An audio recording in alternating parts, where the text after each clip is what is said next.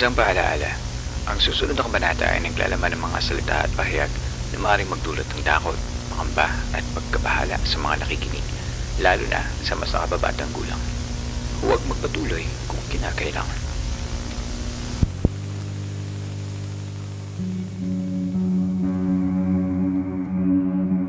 Magandang gabi po sa inyong lahat. Welcome to episode 327. Ako po si Earl, ang iyong Campmaster. Kung first time niyo po dito sa Philippine Campfire Stories, this is a horror podcast about true supernatural stories and discussions about folklore and the paranormal. Comment ka naman dyan sa comment section natin kung this is your first time at kung saan ka nakikinig, kung saang lugar, probinsya, or bansa nyo napapakinggan ang Philippine Campfire Stories. Kung gusto nyo din ng mga ganitong klaseng content, please like and follow or subscribe to our social media channels. Also to our YouTube. Search nyo lang ang Philippine Campfire Stories. Meron po kami sa YouTube. And if you have friends na gusto nila ng mga kwentong ganito tungkol sa multo, aswang, or mga strange stories, please share our podcast to them. The first email that I'm going to be reading today is from Juna. Sabi niya, sana ay masaya ang mood mo kagaya nung napakinggan ko yung episode 311. Nung napakinggan ko ang email na binasa mo. Kinilig ako at na-appreciate mo yung email ko. Thank you. Ayan. So wag na natin patagalin pa. This first story is from Juna. Pakinggan natin.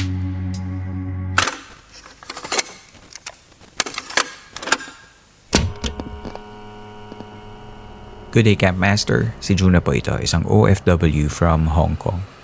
Gusto ko kasing ikwento ang isa sa mga nakakatakot na karanasan ko. May 5, 2022, nung nangyari yon. Sa Saudi Arabia ako naka-assign noon. Nag-request ako sa employer ko na uuwi ako ng May 2022 kasi kailangan ko ding bumoto. Hinabol ko rin noon ang campaign event ni former VP Lenny sa isang probinsya malapit sa hometown ko.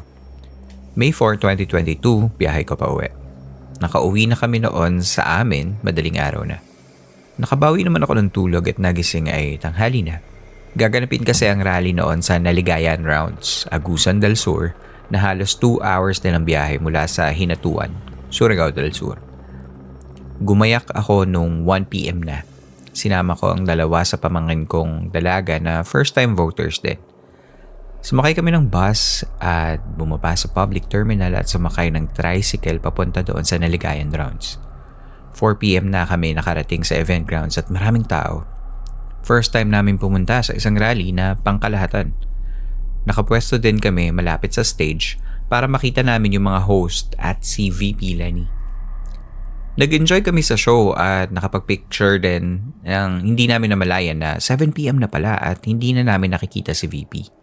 So, tinanong ko ang dalawang pamangkin ko kung gusto na nilang umuwi since pabiyahe pa kami at wala ding bus noon papunta sa amin. Kasi 6 p.m. ang pinaka-last trip ng mga provincial buses. Kaya, nagstay na lang kami hanggang lumitaw si VP.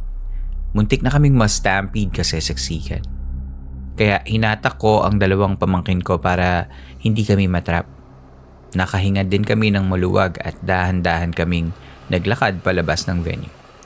9 p.m. na nito nung nakalabas na kami sa may highway. Madaming tao at sasakyan na nakaparada na hindi namin makita kung yung mga pampasaherong tricycle para makasakay kami pabalik sa terminal. Naglakad na lang kami at nagkwentuhan ng kaunti. May mga street lights na may mga taong naglalakad din sa daan kaya feeling namin ay safe naman. May mga sasakyang dumadaan din galing sa venue. May mga malalaking puno din na sa magkabilang sides ng highways at may ilang bahay at shops. Sa 20 minutes na paglalakad namin papuntang terminal, napinsan kong may kakaibang shadow akong nakita na sumasabay sa amin. Ang height ko ay 5'11". Yung dalawang pamangkin ko naman ay matangkad pa sa akin na mga 6-footer din sila. Talagang tinitigan ko yung shadow sa harapan na sabay naglalakad din sa amin. Hindi din shadow ng pamangkin ko kasi yung build ng shadow ay pang malaking creature. Lumingon ako, baka shadow ng puno, pero hindi din. Kasi mas mababa ang streetlights kesa sa mga puno. Tumayo na ang balahibo ko that time at medyo lumalamig na din ang simoy ng hangin kasi gabing-gabi na. Sinabihan ko ang kasama ko na bilisan natin maglakad. Pero hindi ko na sinabi yung nakikita ko. Humahangos na din ang hininga ng isa sa pamangkin ko kasi napapagod na siya. May nakita kaming waiting shed kaya huminto muna kami at naupo para makapagpahinga ng kaunti. Nung kumalma na kami, saka ko sila tinanong kung may napansin ba silang kakaiba. Yung isang pamangkin ko, ang sabi niya, "Tita naman nananakot eh. Nakakapagod kayang maglakad." Kaya sinabi ko lang sa kanila yung nakita ko na hindi daw nila nakita. Kaya din sinabihan ko silang bilisan maglakad kanina.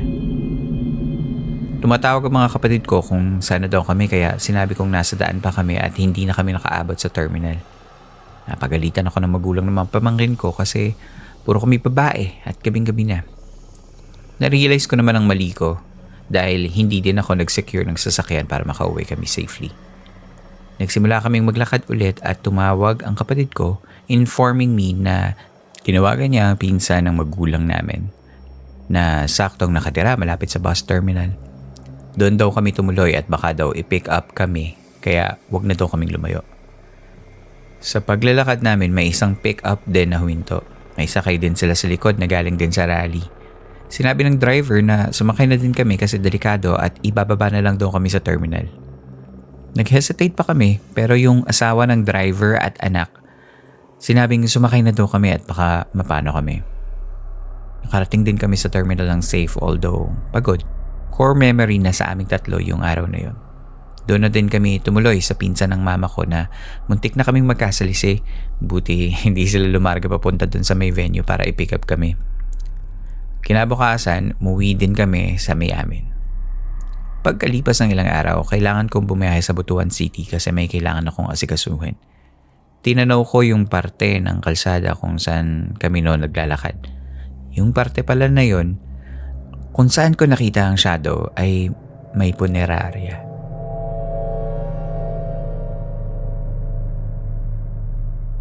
Pasensya na, Camp Master, kung may typo or grammar error sa sulat ko.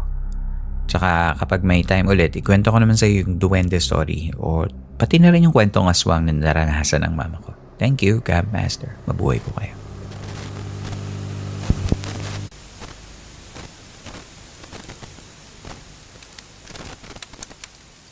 Hey Andruna, thank you so much for sending the story at maraming salamat sa pagiging botante mo. So, pinapractice mo yung civil right para makapili ng leader na gusto mong iluklok sa ating gobyerno. Yan.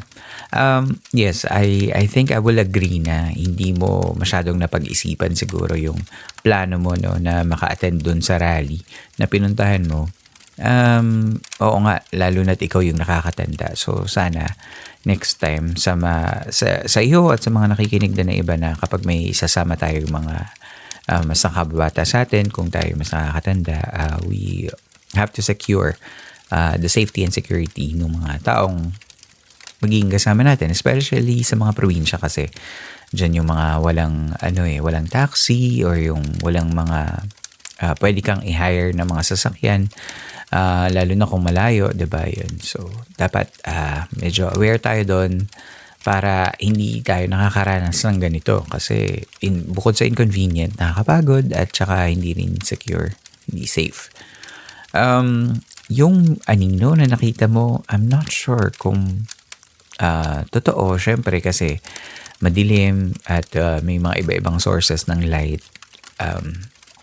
Kung punerarya naman, yung pinanggagalingan ng doubt mo, kasi di ba yung punerarya para sa mga tao tapos nakita mong shadow medyo malaki, so parang baka hindi rin. So it could be something else. It could be an elemental kasi medyo earth spirit siguro yung mga nandun, yung mga kung mapuno sinasabi mo, di ba?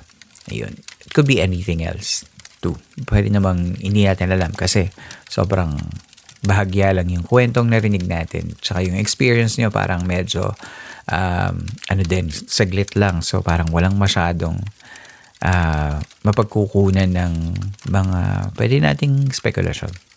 Pero maraming salamat, Juna, sa pagsasend ng story mo and always keep safe.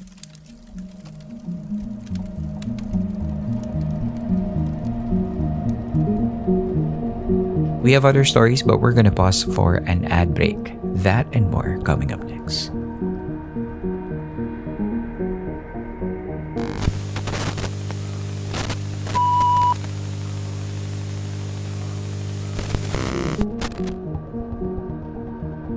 And we're back in San Telmo Society ng Philippine Camper Stories.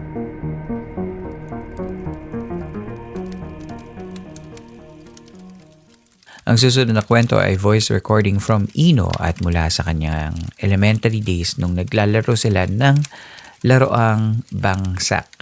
Ano ang nangyari sa kanilang paglalaro? Pakinggan natin.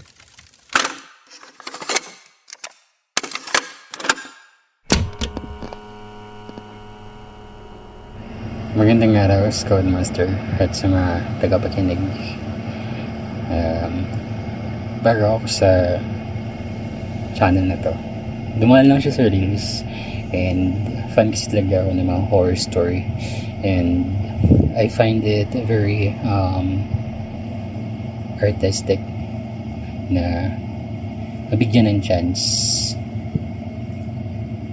makapagkwento sa podcast mo. And I really want to share my stories or my horror stories. Pwede niyo akong tawagin Ino. And this happens nung bata pa ako. Around elementary. Ganun. So, naabutan ko yung mga panahon na every lalabas ka tuwing hapon, andun yung kumpul ng mga bata. Naglalaro ng tumbang preso, piko,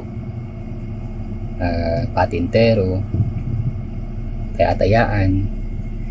Yun yung naabutan kong era ng kabataan. Hindi pa masyadong sinasakop ng technology yung panahon yun.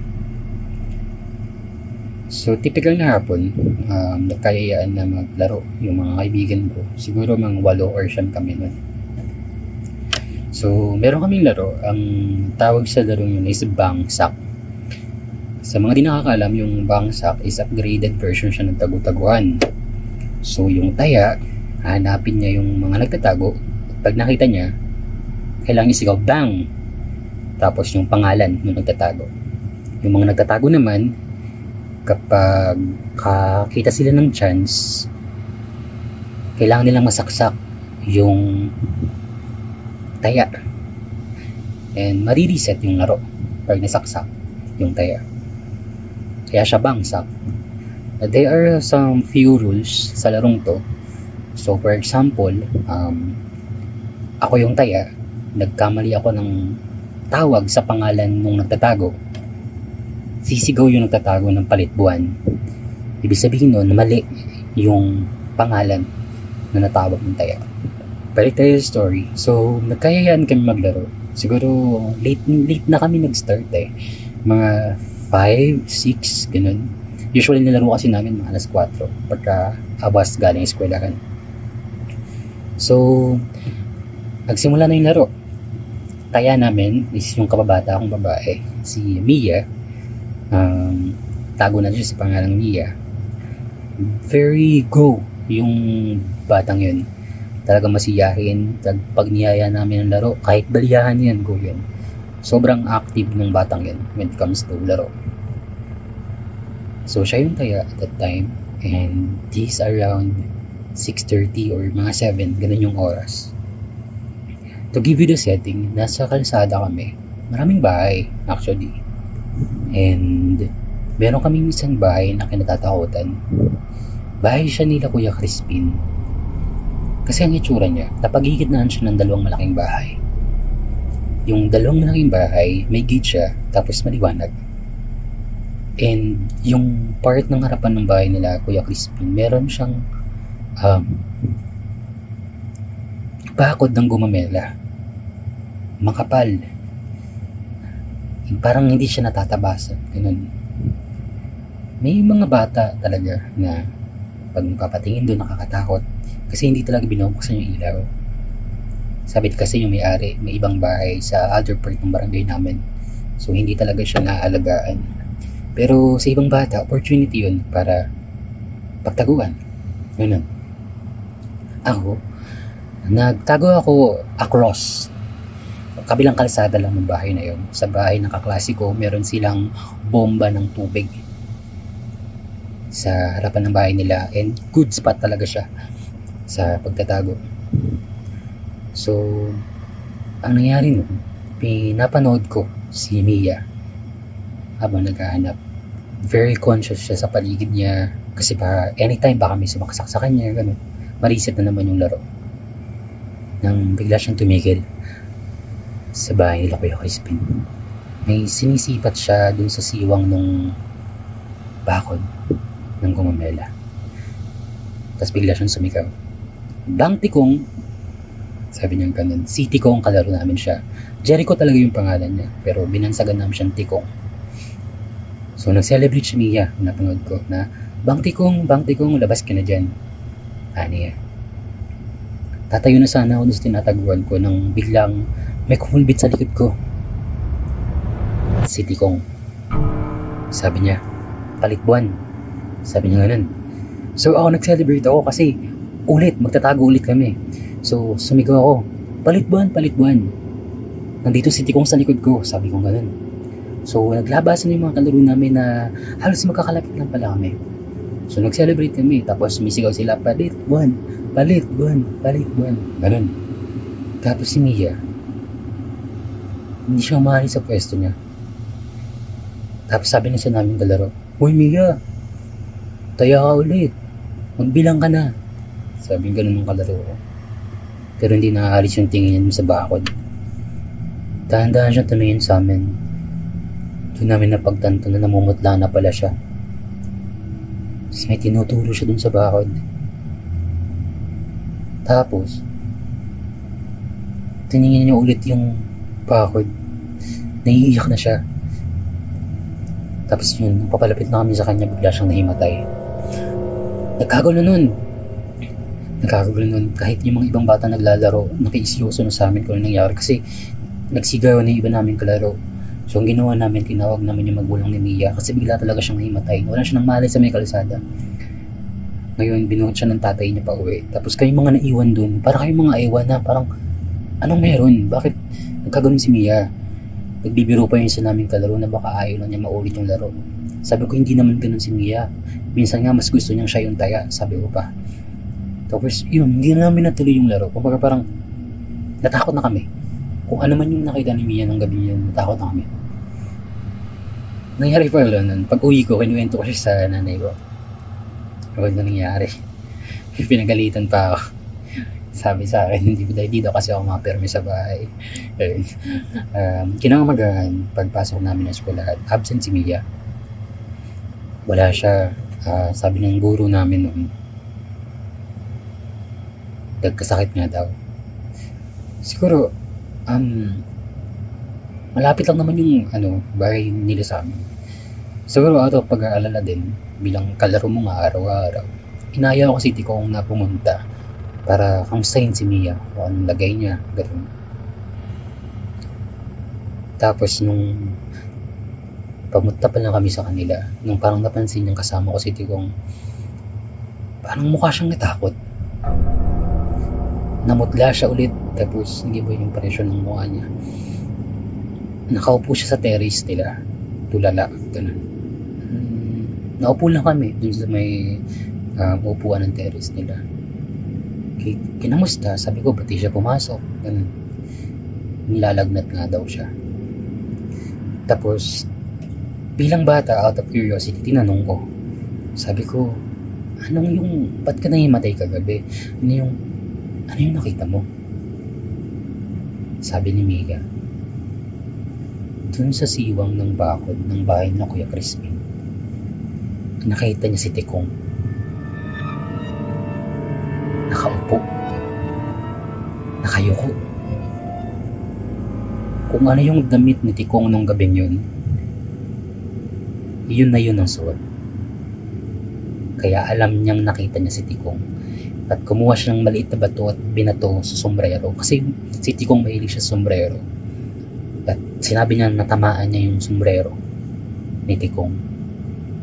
Kaya laking gulat niya nung sumigaw ako ng palit buwan. At nakita niya si Tikong nakasama ko. Nung tiningnan niya pabalik yung nagtatago dun sa siwang ng bako, nakatingin na to sa kanya. Wala daw tong mata. Nakabuka yung bibig, tinatawag yung pangalan niya. Paulit-ulit niya yung narinig. Kahit nagsisigawan na kami, nagtatawanan na kami, wala siyang ibang naririnig kundi yung pagtawag sa pangalan niya. Hanggang sa yun na lang yung huli niyang naalala. Napakagulgul si Mia habang nagkukwento. Dahilan para mapalabas yung mama niya.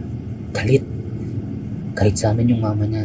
Huwag na raw namin aayain si Mia maglaro kahit kailan. Umalis kami ni Tikong natakot.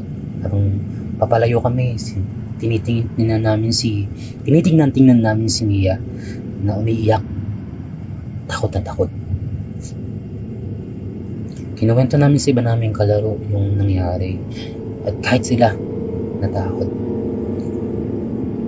Simula yung nangyari yun, wala nang batang nagpapagabi. Wala ka ng batang makikita naglalaro sa kalusada di sa oras ng gabi. Hanggang sa nabalitaan na lang namin na umalis sa barangay namin si Mia. Sabi sa mga kapitbahay, hindi daw tinantanan si Mia nung elementong nakita nila. Kaya kailangan nilang umalis ng barangay. Nung pinuntahan namin yung bahay nila, yung ibang gamit na iwan pa, umalis sila na parang nagmamadali. Hanggang sa ngayon wala na akong balita kung nasan si Mia, kung ano na yung lagay niya. Sobra pa rin akong nako-curious kung ano nang balita, ano nang lagay niya. Kung tinantanan pa siya kung anong nagpakita sa kanya nung gabi yan. Hanggang dito na lang. Sana naintindihan niyo yung kwentong binahagi ko. At mabigyan pa sana ako ng pagkakataong magkwento ulit sa susunod. More power sa channel mo. And God bless sa ating lahat. Magandang araw.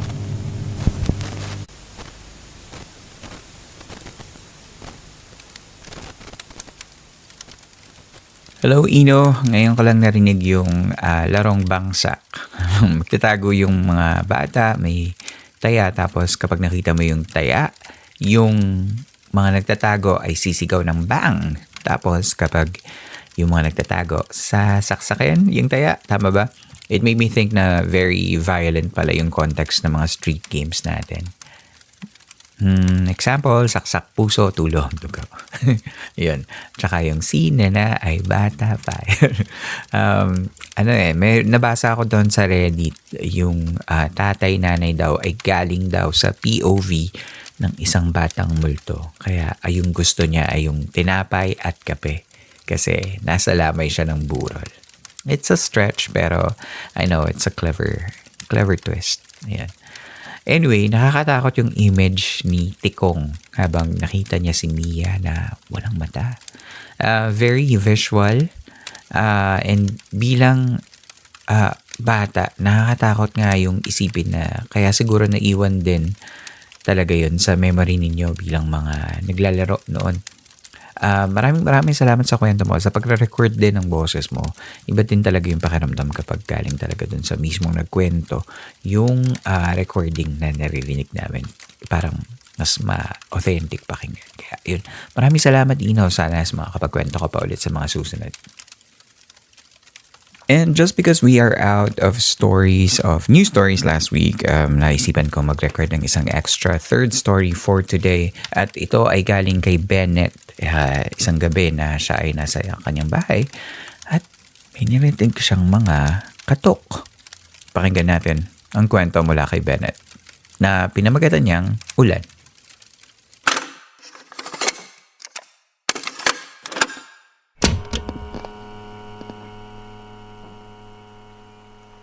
Minsan, isang gabing malakas ang ulan, alimpungatan ako dahil may kumakatok sa pintuan sa labas. Tiningnan ko ang cellphone ko and it's past 2 a.m. Sino ba namang matinong tao ang kakatok ng oras na yun? Yamot na sambit ko sa sarili ko habang palabas ng kwarto. Pagdating ko sa hagdan, nakita kong madilim sa baba. Bumalik ako ng kwarto at kinuha ang cellphone para buksan ang assistive light ng cellphone ko. Nang pababa na ako ay biglang tumigil ang pagkatok sa pintuan. Lumapit ako sa may pintuan at sumilip doon sa katabing bintana upang makita ko kung sino ang kumakatok. Pero wala akong nakita na kahit na sino. Uli akong bumalik sa kwarto, ngunit hindi pa ako nakakahakbang paakyat ay muli na namang may kumatok sa pintuan. Malalakas na katok na para bang masisira na sa sobrang pagkakatok. Sinilip kong muli ang labas. Wala akong masyadong maaninag sa may pintuan. Sino yan? Ngunit wala akong narinig na sagot. Alam mo kung sino ka man, tigilan mo ako. Andrew? Michael? Kayo ba yan? Wala pa ring sagot. Yamot na ako. Tinalikuran ko ang pintuan at aktong papanik na nang biglang bumukas ng kusa ang pintuan. Marahang bumukas na lumikha ng isang nakakatakot na langit-ngit. Bigla akong kinabahan. Dahan-dahan akong lumingon sa may pintuan. Laking gulat ko nang walang tao sa labas. Tanging nakita ko ay ang malalakas na pagbagsak ng ulan. Tinungo ko ang pinto para isara. Biglang umihip ang isang malakas na hangin. Naramdaman ko ang lamig sa labas.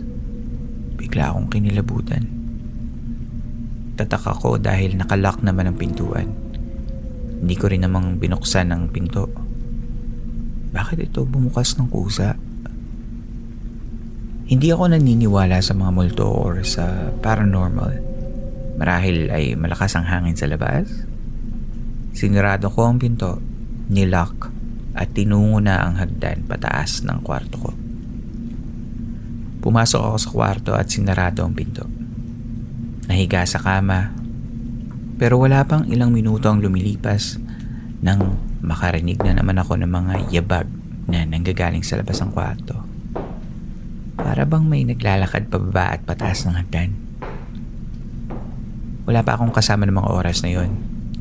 Si Andrew at Michael na housemates ko ay parehong call center agents na nasa parehong company at pumapasok sila ng 9 p.m. hanggang 5 a.m. ng madaling araw. Hinayaan ko na lang. Marahil ay mga daga lamang na naghahabulan. Hindi ko alam. Hanggang sa muling marahan na bumukas ang pinto. Nagtaka ako at napadako ang tingin sa may labas ng pintuan.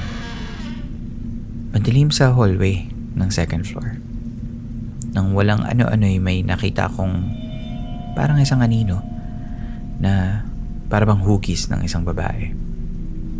Bigla na naman akong naalarma. Ang anino ay biglang gumalaw at humakbang papalapit sa akin. Marahan na paghakbang. Ang anino ay nabuo at isang babae na nakaputi ngunit may pahid ng putik ang laylayan ng kanyang mahabang damit. Pinagmasdan ko ang kanyang mukha ngunit hindi ko makita sa gitna ng dilim ng aking kwarto. Kinapa ko ang cellphone ko ngunit 6% na lang ang battery kung kaya't hindi ko maaaring gamitin ng flashlight. Marahan ang paghakbang ng babae. Totoo ba to? Tanging iniisip ko ang mga oras na yun. Gusto kong sumigaw pero walang boses na lumalabas. Gusto kong tumakbo ngunit paralisado ang aking mga paa. Hindi ako makapaniwala sa hilakbot na nagaganap ng mga oras na yun. Hanggang sa bumulusok ang isang malakas na kulog at sinabayan pa ng kidlat. Bigla akong napatayo. Wala na ang babae. Agad kong binuksan ang ilaw.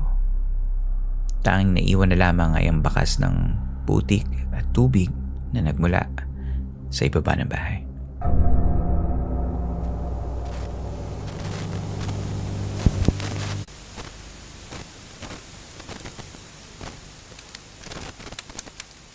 Hello, Bennett. Thank you so much for sharing that story. Para siyang para siyang isang eksena sa pelikula na horror, no? Lahat ng tropes nandun, yung white lady, yung bumubukas na pinto, yung ulan, pati yun. So parang it's hard to believe na nangyari nga yun. So baka parang pwedeng panaginip siguro yung yung kwento, or hindi ko alam kung ano yung nangyari kasi wala ring background kung sino ba yung babae at bakit bumukas ng kusa yung pinto, kasi kung nakalock, diba? So kaya ba niyang buksan yung pinto kung multo siya? Maraming questions na pwedeng itanong mula sa kwentong ito ni Bennett, pero for sure visually or audibly nakaka-excite pakinggan kasi nga parang nandun ka sa kwento niya. Yun. Thank you so much, Bennett, para sa pagkukwento mo sa amin ngayong araw na ito.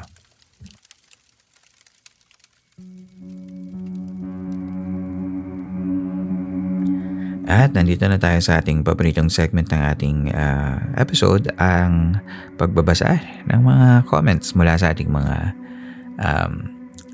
nakikinig. So, pakinggan na natin ang mula sa Spotify. Sabi ni Snorlax sa episode 279. 7:48, parang may girl boses na sumama. Hindi ko alam. Sa yun dun sa Philippine Camper Stories Paranormal Podcast Part 2 na collab namin ni Direct Nick. Yun. So pakinggan natin, 7:48 daw. Rem plus Ryan sabi, ang pogi ata ng narrator. Thank you. Sana walang yata. No? May Tosis, sabi niya, kahit since 2024 na ako nakikinig, nagtataka ako bakit CM yung tawag kay Earl.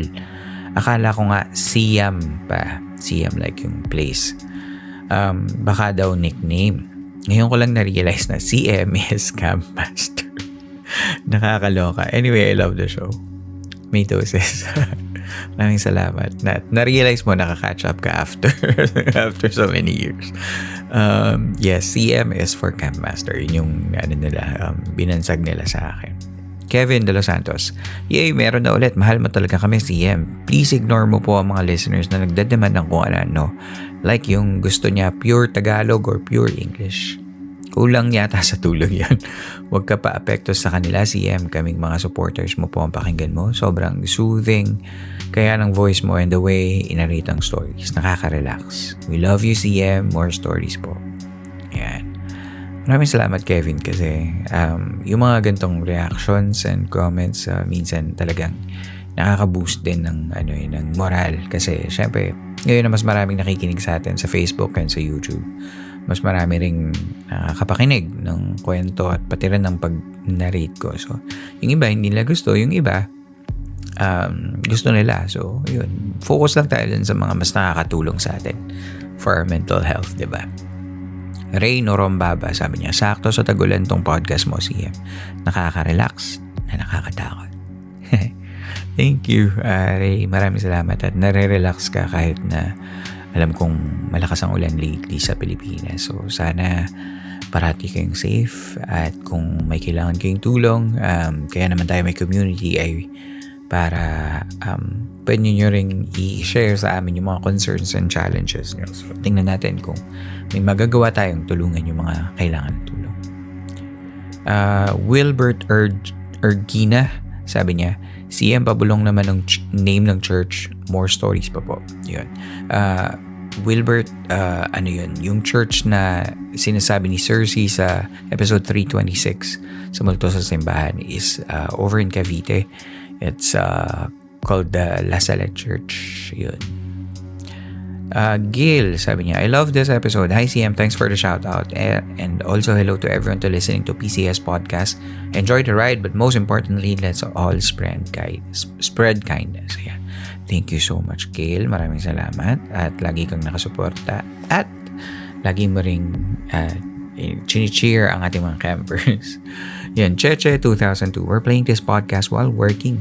Mas malakas pa po yung background ng sound. Hindi ko na po nagigets yung nagsasalita. Pasensya na po. Baka lang yun. Technical error on episode 297. Maraming salamat sa feedback mo. So, sisikapin namin na next time mas okay yung blending. Punta naman tayo sa YouTube. Pakinggan naman natin ang kwento nila doon.